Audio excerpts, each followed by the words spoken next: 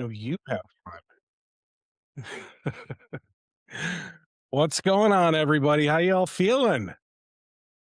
Hopefully, Very good. hopefully we got some excited people joining, and hopefully we got some chatty people in the chat. That's what I'm looking for. I'm looking for some people to talk to, because it's it's gonna be a good one today. It's gonna be a good one. I am joined by two special guests today. Not one, but two. Today you'll see I'm joined by Patrick Leonard.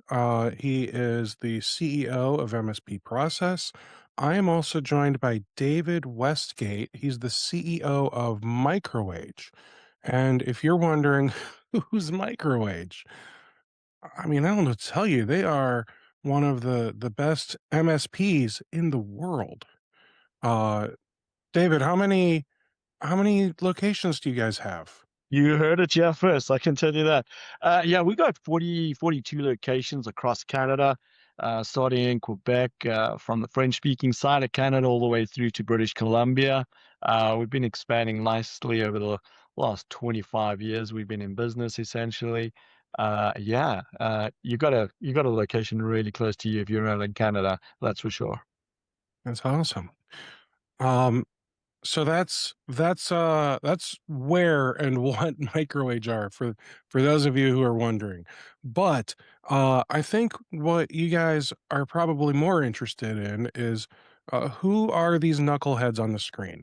Um, that's at least what I would be wondering. So if you don't know me, my name is Steve.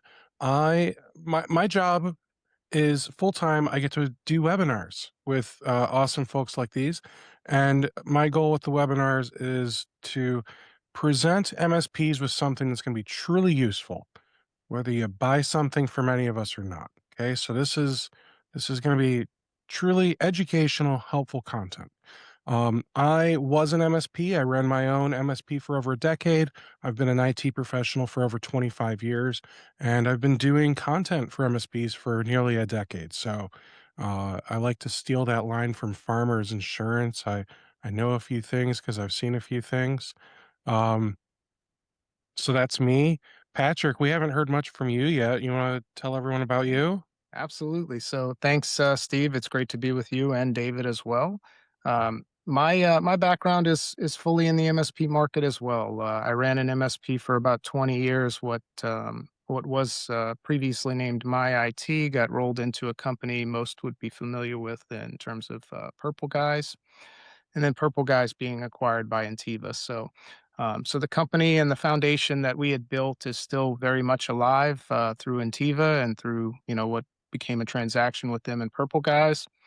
While right before I exited my IT, we had built an operational platform you may remember or know of as Backup Radar. So I'm very operationally minded. I've been in the space a long time. Really am passionate about solving operational challenges and things that help benefit an MSP to run their business more efficiently and more securely. And so really that's my passion. Really enjoy engaging with the community, talking with those at conferences or just offline. So really enjoy the time, and thanks, Steve. It's good to be with you and David here today. Awesome. Absolutely. David, can you tell us a little bit about you? Long walks on the beach. Yeah, the What- Chardonnay, long walks on the beach, that's what I'm all yeah, there you about. go. I'm originally from South Africa. I ran my own MSP in South Africa for just over 10 years. Been in the industry for over 25 years now. We decided to move to wintry Canada and join the snow and the fun of Canada. What's that, 10 years ago Hi. now? I've been part of the MicroAge network. I often get asked why Regina in the middle of Canada, in the middle of Saskatchewan? It's pretty remote. Well, the traffic's phenomenal. Yeah, it's just great. But I often say, yeah, it's the weather, of course. Yeah, coming from a sunny location like South Africa, yeah, it's a different experience. I actually love that peaceful snowfall during the winter. It's really cool. It creates a really pristine environment. We just love that. Get to do fun things out in the snow. But back to the work side of things, yeah, it's bringing value to customers. We've got a wide range of customers and multiple verticals, and we just really like to bring what we've learned over the years to those customers, adding value to their businesses so they can focus on what they're doing. Part of the MicroAge network allows us to really extend our coverage across the country, as well as our resource pools that we have. If I need help from anybody, or we need a solution, we've got guys across the country that can help out with anything from that perspective. There's such a range vast of knowledge and experience in the entire network. I'm the CTO at MicroAge here in Regina, loving it. We've got a fantastic team, and yeah, we're all about adding that value to you and your customers. So yeah. Incredible. Well, thanks guys for helping everyone get to know all of us better. Um, it's a few minutes after 2. I think let's just dive in. Sounds great. Yeah. Um, All right. So, today the premise is I wanted us to talk about attacks that are starting to become more prominent in 2026. Like cybersecurity attacks that MSPs really need to start worrying about, not just for their clients but for themselves. Um, and I did some research on Reddit when we were talking about this, and I've actually found some interesting threads on Reddit, and what I'm finding is there doesn't seem to be a whole lot of consensus on how to fix the problem. that's right. So, what maybe we almost need to define what the problem is. I'm not sure. Um, but I've got some ideas, and I'm going to share those as we get deeper in. I think what I'll do is I'm gonna pass it over to Patrick and ask you to just uh kind of guide us through this, man. Yep. Absolutely. I think at the root of almost all of these problems that MSPs are facing is really centered around trust. Mhm. Does the user trust the action that the person is asking them to take, whether it be inbound or they're making a call outbound thinking that it's a trusted thing to do, or whether they're clicking a button thinking that they should click that button. Trust is really at the center of it. And as MSPs, I know back from when even I ran my own MSP, we had the same struggles and challenges, right? The user clicks the wrong thing or is not educated in a way that helps solve problems or prevent problems, more importantly, you end up in some pretty dire scenarios pretty quickly. What's interesting is how AI is shaping how quickly these attack vectors are changing. And so it's almost like whack-a-mole. New methods are coming out every day, it seems, new tactics, and they're able to test and leverage them at scale in ways that we've not seen before in the past 20 years. So they're able to be very effective, dial in their use cases and gain access to systems that otherwise might have taken them a lot longer to get into. And almost always at the root of that is going to be the user activity. Certainly, other methods to get into help desks and whatnot, and we'll talk about some of that too. But in general, trust is at the center of everything we're going to talk about today. Why is it important? Like I mentioned, these things are just increasing at rapid scale. One of the easiest things to look at is vishing. So, how easy it is to clone someone's voice, a CEO, for example, under 30 seconds of audio needed for something convincing. Our own Liz Klimova did a pretty good video. She used just a few seconds of sampling from Steve and David and I's voices and created a very realistic video. And we can share that with everyone after. Steve, anything else you wanted to talk about, just kind of at a high level here? Yeah, I feel violated. Um, oh, you meant about the slide. Uh, No, but that was pretty cool, right? yeah, no, it was honestly how quickly and easily she did it, and my voice, I think, sounded pretty spot on. I think it helped that she was able to grab something. I've got I call it my Joe Rogan microphone here, right? So I sound like I'm in the radio station, and I'm sure that helped her be able to create a really realistic sounding version of me. But even the ones of David and Patrick weren't bad. Yeah. Like, as a person who doesn't like sit and talk to you guys all the time, I was like, yeah, that I think that sounded like them. You know what I mean? Yeah, It and was in some pretty cases, it spot may on, not be yeah. oh, go ahead, David, I'm sorry. Yeah, it was pretty spot on. I think, I was done an injustice. I think I sound more like Mr. Bean than anything else, yeah. So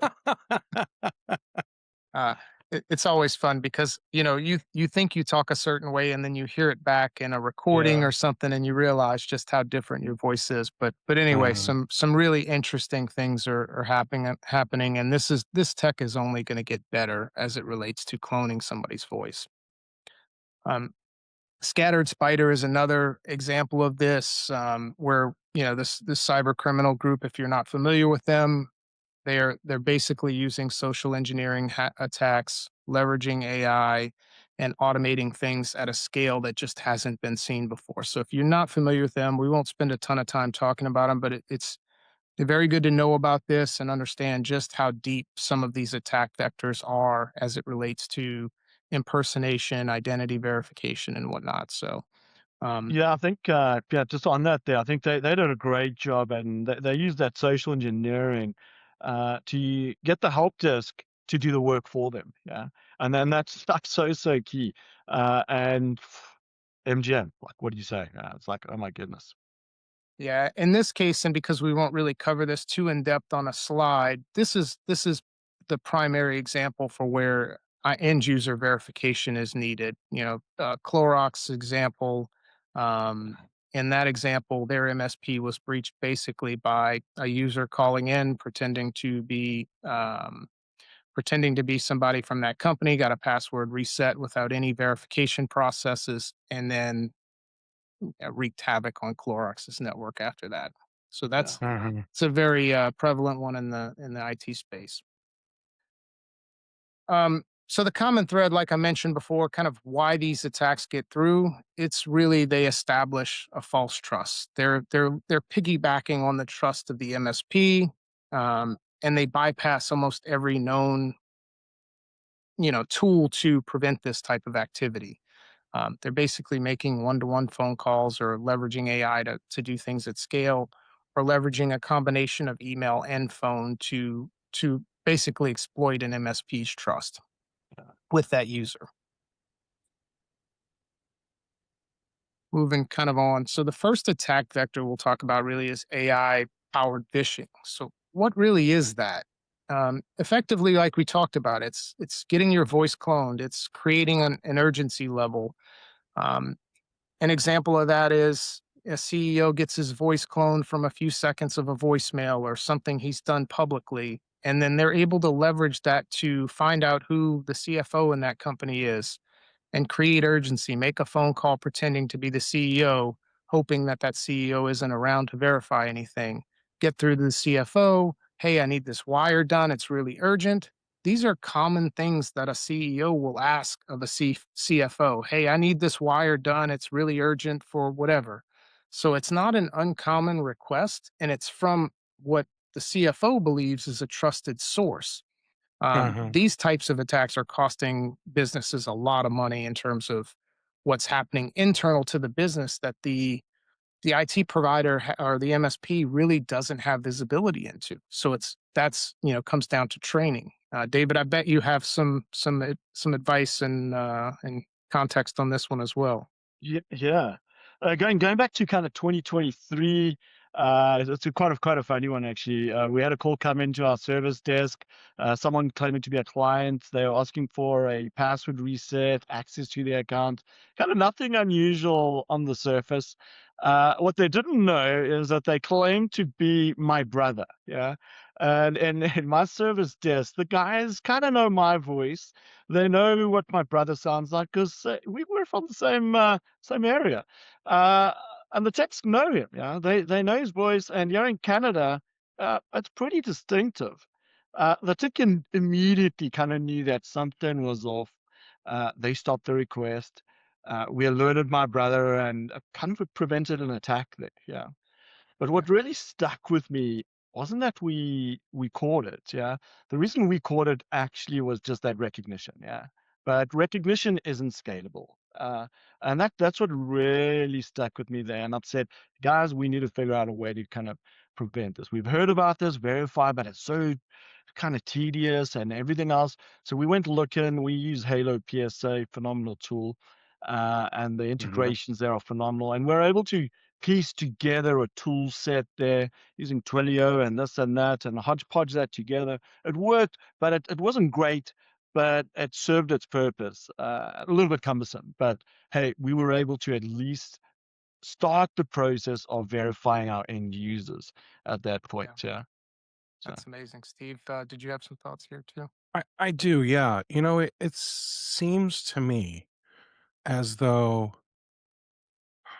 end users are the problem.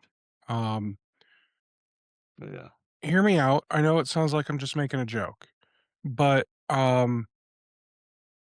still trying to figure out the right way to say this without everyone getting really mad at me. what if what if we just did a much better job educating these people? Um I don't know what the answer is. And I see Wayne's got his hand raised. I'm not sure. You want to pop something in the chat, Wayne? If you got anything.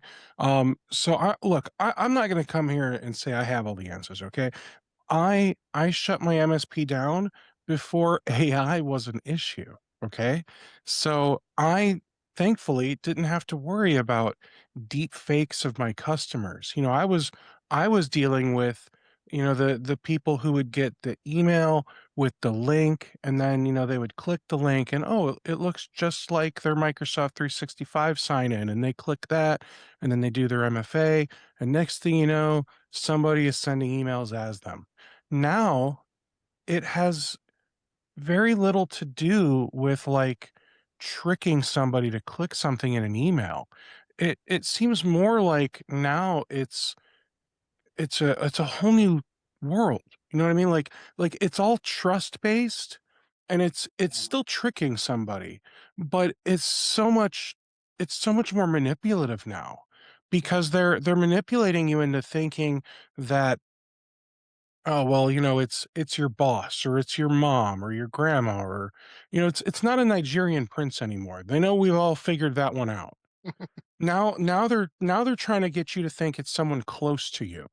They don't even try to really pretend they're the IRS or Microsoft that much these days. Yep. They're trying I get how many text messages I get from Baxter a day where he needs me to go buy some gift cards. Yeah. Yeah, and the reality is training is tough for a few reasons. One, employee turnover at businesses at Yeah. scale is, constantly, not to say the MSP shouldn't use and adopt training programs 100%, but who's tracking that? What measurables are coming out of it? And are they continually updating it based on the different attack vectors and threats that are coming? And they're coming in so near real time now that it's hard for any video library to keep up with that. The reality of it is what happened 20, 15, 20 years ago or in the last, call it 5 years ago even, the email crafting wasn't as good. AI's changed Yeah. all of that. So not only can you craft legitimate looking emails or clone things almost near perfectly, you can also do it at scale. The research component of it is no longer a manual task that somebody's got to go find the CEO of MicroAge and go do research about who their Yeah. customers are. AI can do all that work for them, find the right numbers, connect the right auto Uh-huh. dialers, and bam, And AI can perform the process end to end. It's scary, but that's what's out and there. not only that, but I mean, think and I just wanna clarify, remind me, are any of these attack types email based? Like, should we move on and Yeah, pause this yeah, part of the conversation? yeah, Okay. absolutely. So, just kind of a sense from cybersecurity. if you're in the Reddit forums, which I highly recommend, if you're not, get in there and check out these different areas like cybersecurity. You will see this is happening at scale, not just in the MSP market, but these deep fake calls are happening more and more across every business segment. I love the top third answer in this one, yeah, specifically. Detecting AI is a losing game because it really, really is. Yeah. That Yeah. as Stevie was saying, they attach to an emotional connection with you very, very quickly. They're able to establish that really quickly. They're doing their research from that perspective. Yeah. So it really is coming back to that training side of things, understanding it. I always say to my end users that, hey, you are the weakest link. I am the weakest link in the security chain. That's every single customer. Hey guys, you gotta think before you click. You gotta think before you do anything from that perspective. And I think we Mhm. kind of losing that because of multiple reasons. There's just so much information we're having to deal with on an ongoing basis. So many feeds coming into our world, whether it be a TikTok, YouTube, Snap, whatever it is. On the social side, you've got email, you've got Teams, you've got Slack, you've got all these other mechanisms just coming at you all the time, and they're exploiting that at the Mhm. business level, at the personal level, at your grandma's level, sort of thing. And they're going after the vulnerable, and they're looking just for that one moment where they get that hook. Yeah, that somebody takes the bite, somebody takes the bait. That's yeah. Yeah, Yeah. interesting you mentioned Teams there. Just as a quick follow on before we move on, Teams is another avenue that is being exploited, both Teams and Outlook more recently. Rogue team calls coming into users who are finding them and then purporting to just be their IT right from a Teams call. And if the unsuspecting user is not paying attention to where that call is sourced from, it's definitely a threat vector MSPs are going to have to, deal with by policies and blocking things and only allowing through what's absolutely needed to handle. So some ways we'll talk about handling that too.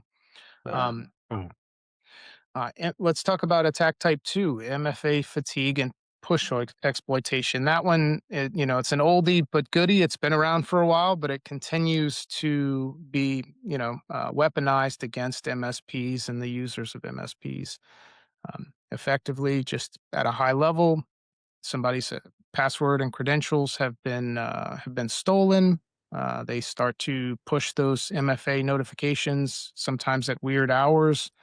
The target has been trained to just click approve on things, and again, not in all cases, but if one user just doesn't know what to do, and it only takes one, the entire environment could be compromised. Um, Again, based on trust, they're typically used to pushing approve to get things, and so it almost becomes autonomous in some sense. David, I know you have some feedback around this one as well. yeah. When we first started kind of rolling out MFA broadly, we started getting a lot of feedback from users saying, yeah, it's just too much work. I keep getting prompted. It keeps asking me again and again. I get kicked out. I get asked to re-authenticate during the day.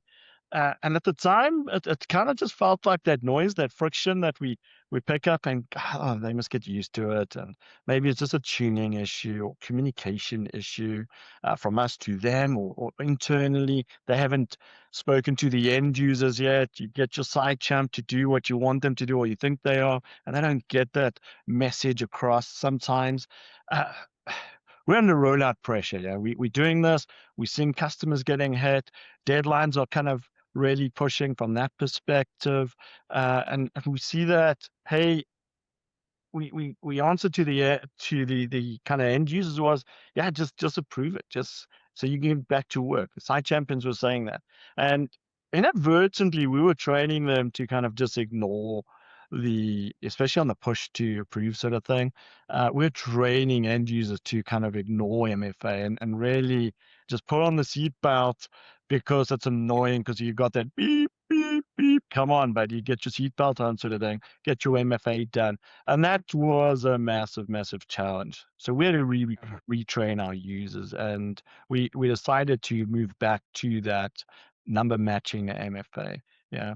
Yeah. We clicked that MFA wasn't broken. It was our process. It was doing it correctly, ensuring that we could avoid that MFA fatigue because it is being used. And when you're using that push to approve and it's just multiple times over and over, hey, you got to look at disabling that in the environment and only using it for specific scenarios where you know that you need that in that scenario, essentially. Yeah. Yeah. You know that it's a one-off login and that's the only time you're going to use it. No problem. Yeah. For everything else, you need to use that number matching MFA from a credential perspective. Hey. Now, I saw a really interesting perspective. Uh, on that one thread earlier, the cybersecurity post, you don't need to put it back up because I don't think the one response was listed in there at all. But one guy said, "We already solved this problem a decade ago with like hardware keys. The problem is, you know, people thought that this stuff was too inconvenient, so we got rid of it and we went to more convenient things, but unfortunately, the more convenient things are more hackable. So I guess I'll pose this question to you. Are the hardware keys really that much more secure? Yeah, hardware keys are more secure. It also comes down to flexibility, right? Their users are going to lose the keys, forget them, bringing them to the office. So you have to have some other way to verify a user or allow them to log in beyond that. And so the MSPs that we see that are using FIDO keys and things like that, that's generally a primary case where they have some flexibility to use SMS or some other verification method as a backup Well, I usually beyond just that. leave the key in the computer at all times. That way it just That'd be great, huh? You're always safe.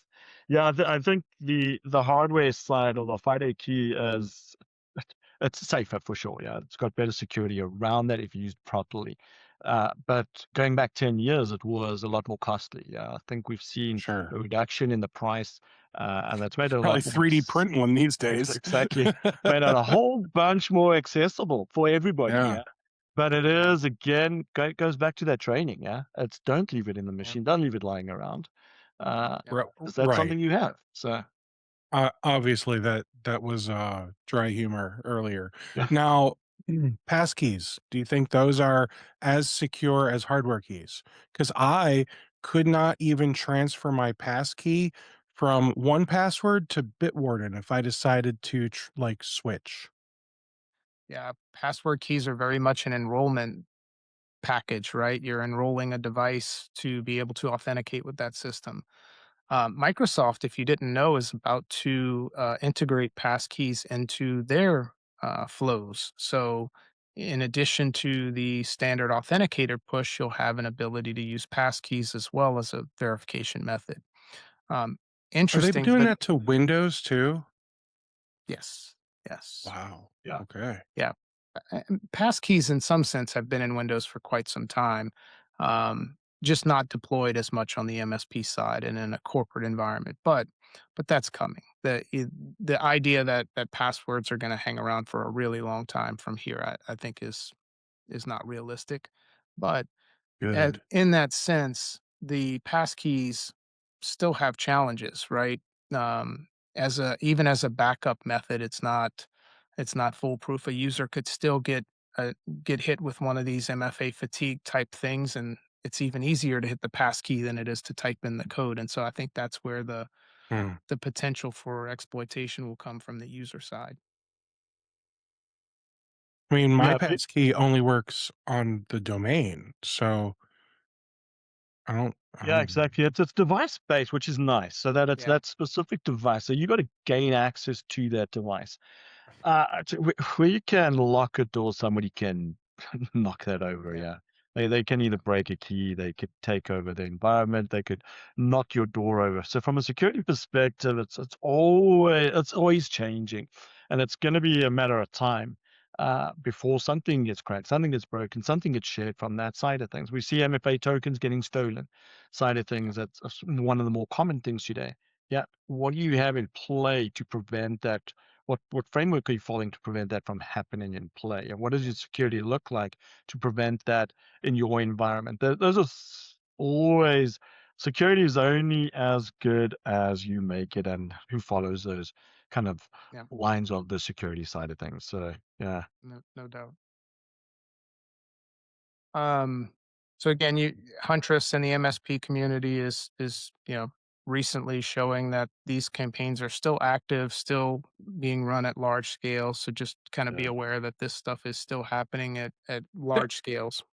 Now that Huntress thing I find really interesting because if you dig into that one a little bit further, and I'm not trying to like throw Huntress under the bus, but you'll see somebody was really upset with Huntress that Huntress deployed a fix. They like updated the definition or however that works, right? Without any documentation. And that was like a violation of CMMC compliance the way that Huntress did it. I would say, obviously, most people were just super happy that the problem was resolved. But for people with like really strict compliance regulations that they have to follow, even something like your security vendor updating a definition like mid attack campaign to make sure that your clients are protected, that could violate regulatory compliance, which uh I don't know. I have opinions. I feel like, is that person maybe misunderstanding that that policy? I don't know, but I thought that was interesting. I'd give my perspective on it. I mean, from a former MSP owner, whether we were following CMMC or not, um, I would say without question, as an owner or as a stakeholder in any business, if I'm trusting and trusting Huntress to protect my environment, 100%, I want them to push that every time, Yeah. um, Yeah. irregardless of But what policy might be affected by it. I'd much prefer the scenario of explaining what happened after. Ask for forgiveness, not permission in that case. I think that's what Huntress did. I think it was the right move, Yeah. by the way. I think it was only going to cost the MSP like 50,000 if they got a fine. Huntress will help them out. the I'm Huntress sure will help them out. I'm Yeah. sure they yeah. Yeah, I'll make sure the MSP knows. Just send the bill to Huntress. Yeah. Carl, You've heard it here first, folks. Carl, it won't be lunch today. Yeah. Uh, Ah, Awesome. yeah. no, From that thank perspective, you. like we appreciated that as well. Yeah. It's like get the conditional policy deployed like that so rapidly. It put us at ease. That's for sure. Uh, Yeah. and we can deal with that fallout afterwards from that perspective. Yeah. From a Yeah. CMMC perspective and regulatory perspective, yeah, we got to be careful in terms of who we're choosing as our vendors then, and just make sure we have those controls in place for that as well. So yeah, Yeah. Yep. 100%. And this last attack type we'll talk about gets into, Steve, kind of what you mentioned earlier. Is email a component of some of these attack types? In this case, one of the primary methods they still use today is they'll send emails, but this time they don't contain links. They have enough information. They're professional sounding.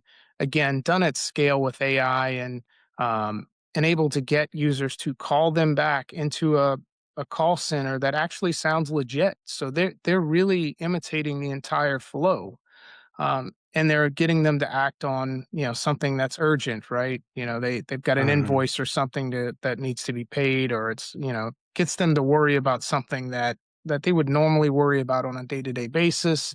Gets them to call back, and now the trust is established because they call back into what sounds like a real call center, right? Yeah. People talking to resolve this issue, run some commands on this computer, go to this web page, we can resolve it here.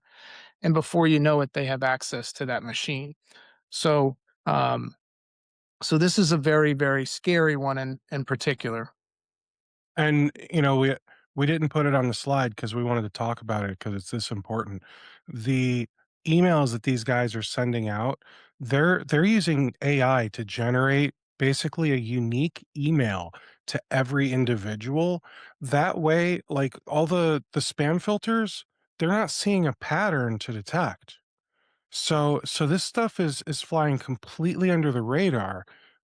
Even if the spam filter is, some advanced AI whatever, it's all uniquely written for each yeah. email.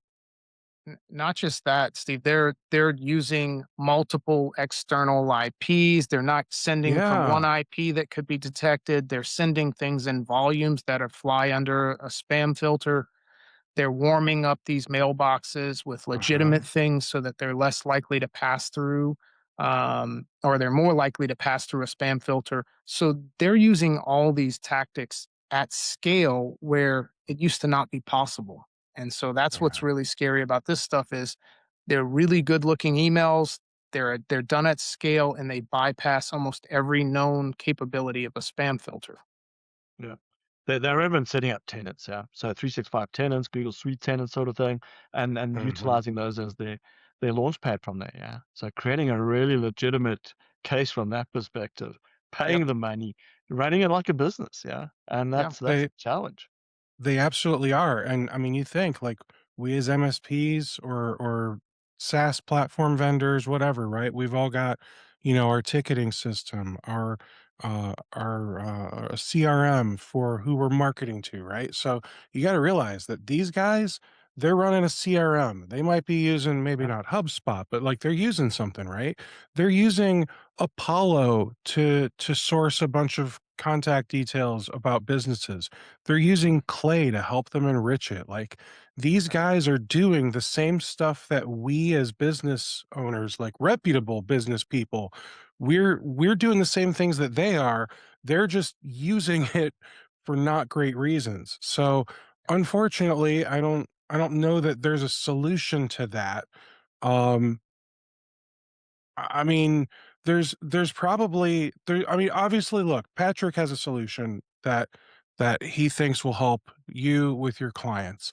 But I would even challenge uh that maybe that's not good enough either. And we'll talk about that later.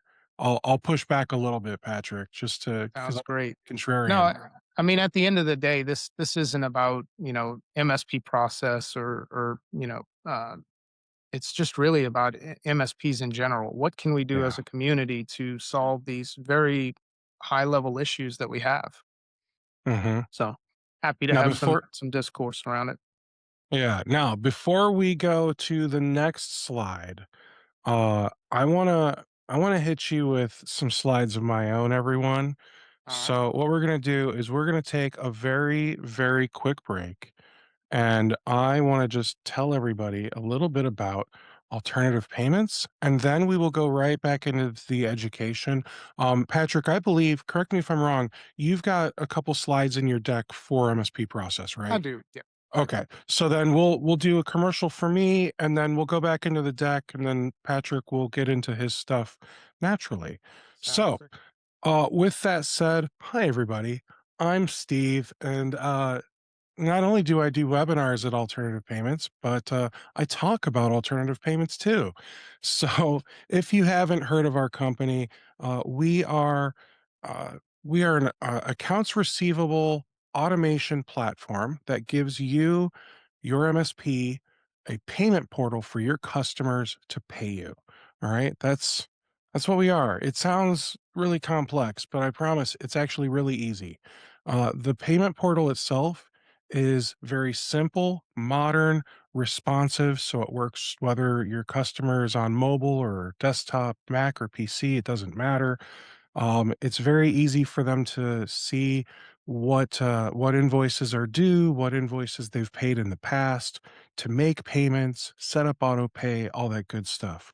For you, the MSP, it's really awesome because it integrates with your PSA and your accounting platform.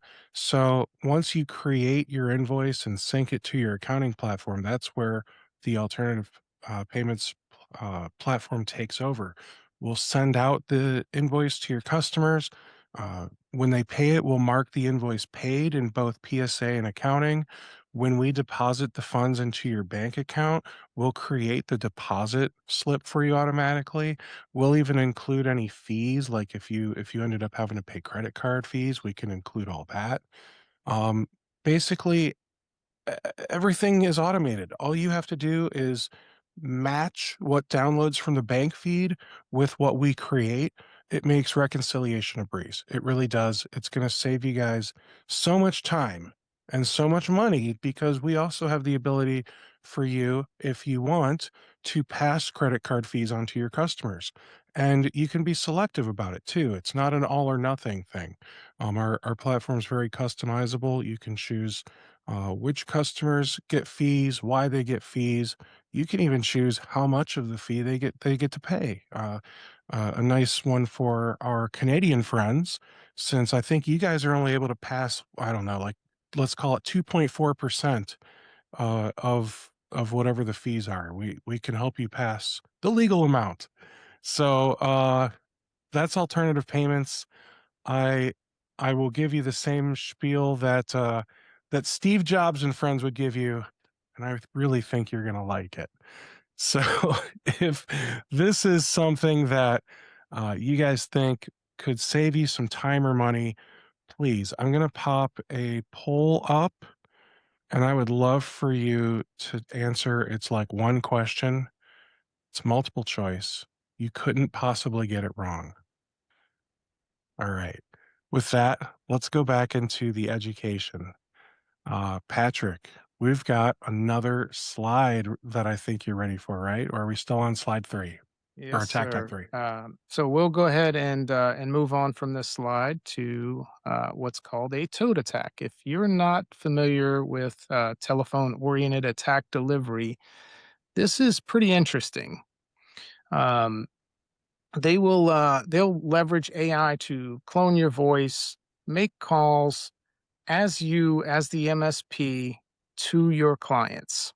Really scary stuff, and we're starting Yes. to see it more and more and more. And traditionally, clients don't have a way to verify you as the IT provider. What do they do if they get a call and it sounds legitimate, like it's from you guys?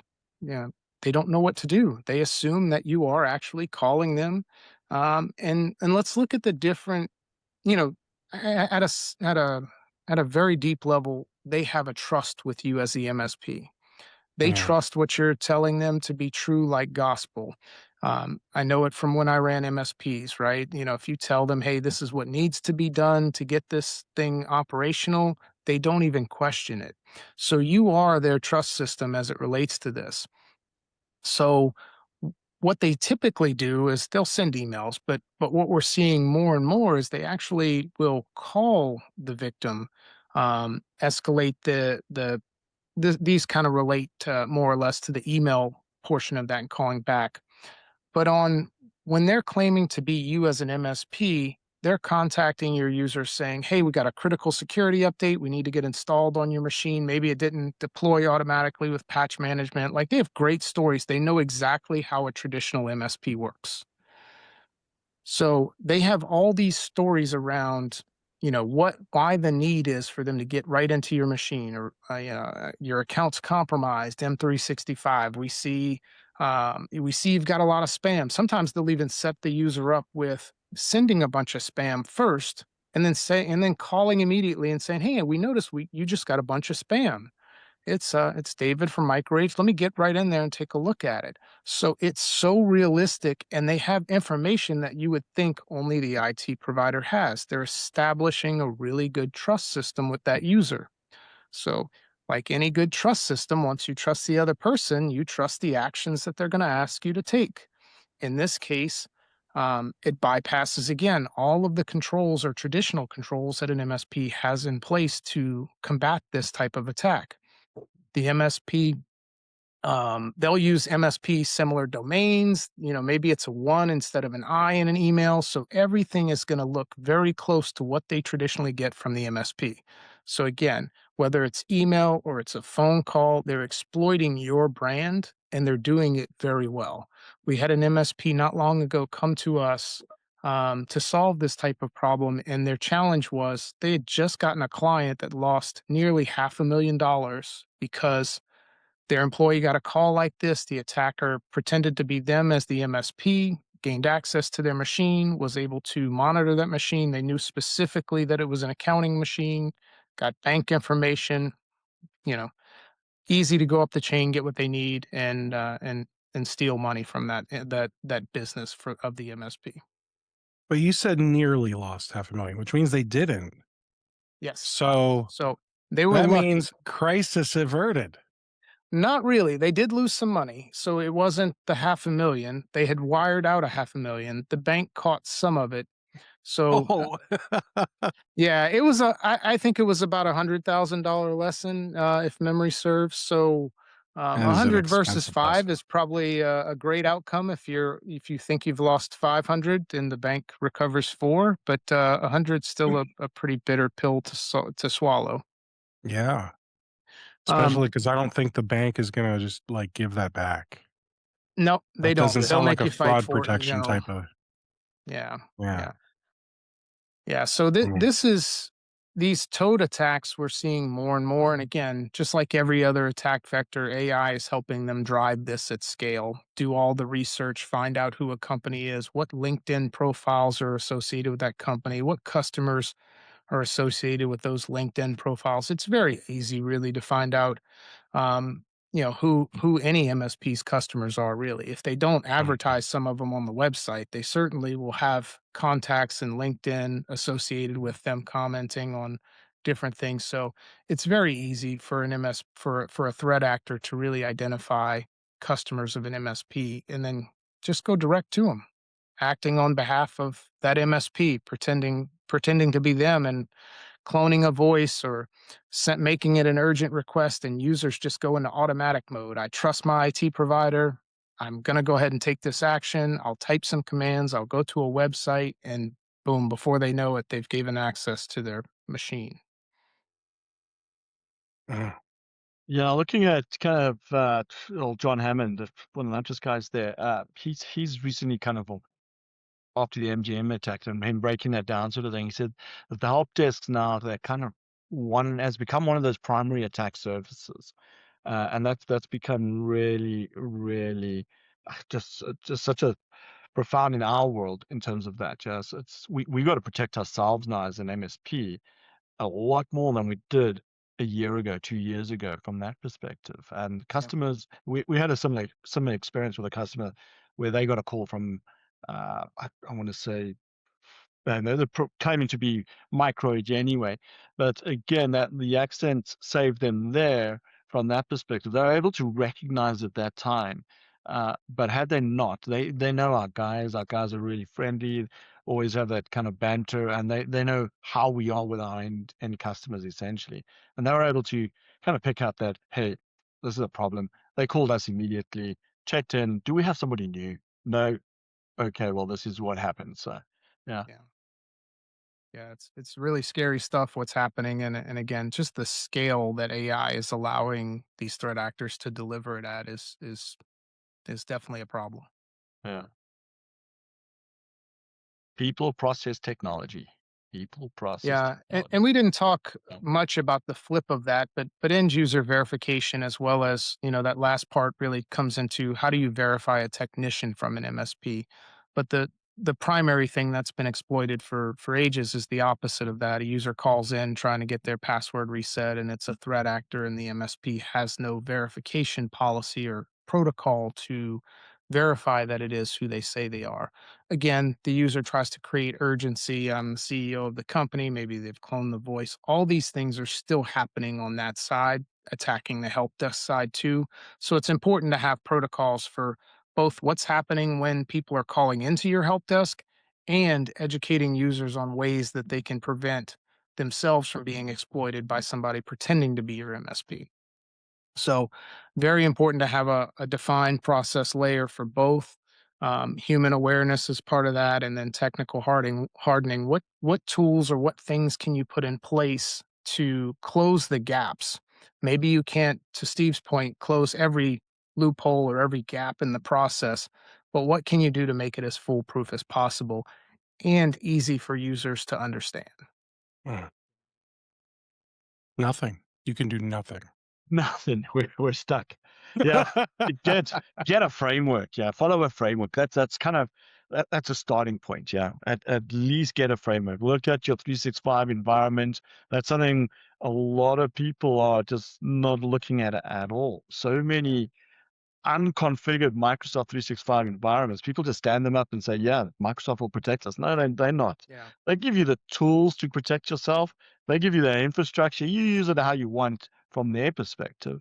Yeah. Yeah. You add on to that. You've got to take the time to go and configure that environment, ensure that you're able to harden that environment, harden everything that you're doing from that perspective. Yeah. Yeah. So why not just, give everyone a passphrase? Like, here, this is your phrase. You're going to write this down and you're going to keep it because it's important. And when you call and ask for something that is like, I don't know, I assume there's going to be levels, right? Like, hey, walk me through doing something is a little lower risk Yeah. than, can you reset this password for me, pretty please? You know what I mean? Yeah. So, um, yeah, like, why not just give them a passphrase? Those are all exploitable too, Steve. Like just being honest with you, a user leaves an environment or leaves a company or is working in tandem with an external source, that information can be passed, and it would have to be rotated Yeah. and kept up and educate users on a consistent basis. It would be a ton of work, and it will never really Yeah. be foolproof. What we'll talk about kind of quickly here is just what is actually, a workable solution. It's not ideal in terms of just timing that it takes to do it, but on both sides of this equation, one of the simplest things you can do if you have no policies in place today is just hang up the phone and call back. Educate your users at a minimum. If somebody's calling you from our MSP and you're not expecting it, make sure you hang up the phone and call us back. So, some simple protocols for them to follow. And out of band verification, meaning like if a request came in over email, verify them over some other mechanism, SMS or by phone, some other way, communication channel, Slack or whatever, wherever teams you might communicate with that user. Dual authorization for high risk. Things like wire transfers, remote access, vendor things, anything that has a real high risk associated with it should absolutely have some sort of secondary verification to that process to make sure before you take action. That's specifically on the help desk side as it pertains to users. Wire transfers on the user side effectively. And then no exceptions for urgency. Like, I don't care how urgent this request is, we're going to follow this policy. Yes, it might be the CEO and he might be upset about it, but what if it's the threat actor who's cloned the CEO's voice and now you're acting on impulse versus actually following policies that you've set? Um, Human awareness training. I won't dive into all of these, but you guys are all familiar with basically putting training in place so that you can check those boxes that they've done the training and that they understand what they need to do there. And then last part, technical hardening, using things to, upgrade the MFA, making sure callback procedures are in place and really alerting and monitoring. There's tools out there. Petra's a great one. There's a number of other tools that can Yeah. take automated actions if a breach has occurred before it continues down the path of really wreaking havoc in your environment. So there's lots of different vendors out there that can help you with policies and help you do things there. And then explaining it to clients, really spending time explaining to them why it's important to do all these things. If you don't have anything, we'll provide something to everybody who was on the webinar today, just as a resource, a starting point where you can have a template to share with your customer, modify it however you'd like, but it'll be good just to share that with you guys. Again, kind of, stop, think, don't just work autonomously, from the user or the technician side. Really think about the access you're about to grant or what actions you're about to take on a keyboard. Again, should be part of your training, but also report what's going on. Figure out how to report that and who needs to get notified when these things happen. Um, Key takeaways. I guess, guys, before we kind of I know we only have about 6 minutes left. Steve, was there anything in particular you wanted to chat on before we kind of get to the last couple slides?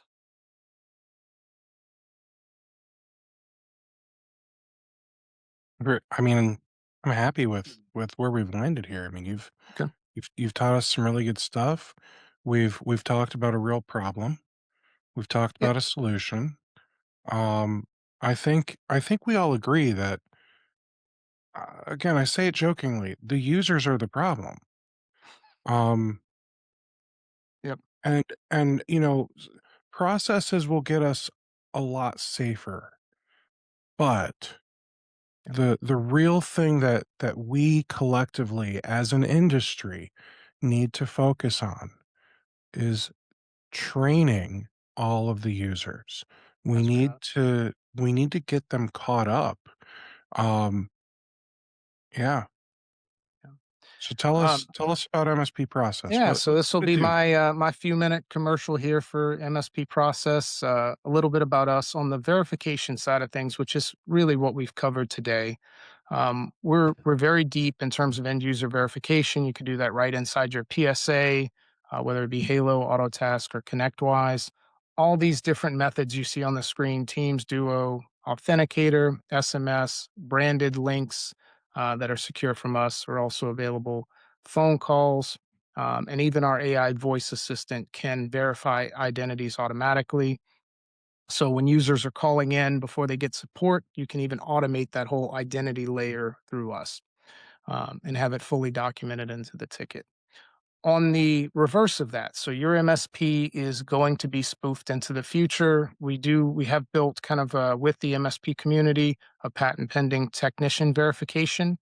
This is a way for your users to verify you. You can put a link on a website, so very easy for them to get to. Hey, go to our homepage, click a button, and we can verify that we are actually an MSP to you. It's everything happens very securely there. The same process can happen over Teams or SMS as well. Um, so from an identity perspective, that's what we help MSPs do, whether verify users calling in or prevent your MSP from being impersonated. We have a very large suite. I'd recommend going to our website. There's a lot of things that we do that we use identity in line to communicate over Teams, SMS, client portal, all of those things we enable MSPs to get tickets created from their customers. AI voice is another way. So those are kind of us in a nutshell. But we're very deep on the identity verification thing, which is very close to this whole slide deck. Incredible. Well, guys, I have a poll up for MSP Process. If this is something you want to learn more about, you want to figure out how to protect your MSP, protect your MSP's clients. Um, hit sure. A conversation couldn't hurt.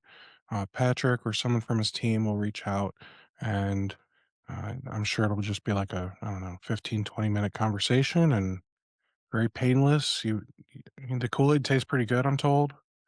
We David do. is Oh, go ahead, David Dave. is actually a customer of MSP Process, and I'm sure he could fill Yeah, we in created on. our own solution way back, and found it was just too much work. Yeah, ran into Greg and the team and Elizabeth at one of the conferences. Essentially, looked at the product and said, "Yeah, we got to have this." We signed up, I think, that day, had it set up, centralized services rolled it out, and we haven't looked back. It's been phenomenal. We've seen those attack vectors just drop dramatically in our environment. We're using some of the AI voice assist as well, automatic verification on the phone side of things. It's phenomenal. It really, really is. Uh, Keeping us safe, keeping our customers safe, and ultimately the community. Yeah, the more we do together like this, the better it is for each and every one of us. So yeah, Awesome. thanks to MSP Process and the tools that they've they've made me sleep better at night. That's for sure. Yeah.